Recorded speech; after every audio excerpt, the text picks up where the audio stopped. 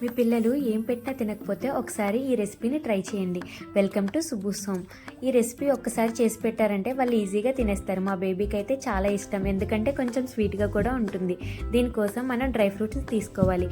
నేను 5 కాజు, 5 బాదం, అలాగే 2 వాల్నట్స్, 1 అంజీరా, మిగిలినవి మన దగ్గర ఏమన్నా ఉంటే యాడ్ చేసుకోవచ్చు. అలాగే ఇందులో 4 డేట్స్ వరకు యాడ్ చేసి ఒక బనానాని కూడా యాడ్ చేసుకుని మెత్తగా మిక్సీ పట్టుకోవాలి.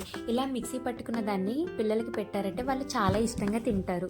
ఈ రెసిపీ కనుక మీకు నచ్చినట్టయితే నా ఛానల్ లైక్ చేయండి, షేర్ చేయండి, అలాగే సబ్స్క్రైబ్ చేయండి. మరిన్ని ఇలాంటి వీడియోస్ కోసం నా ఛానల్ని ఫాలో అవ్వండి.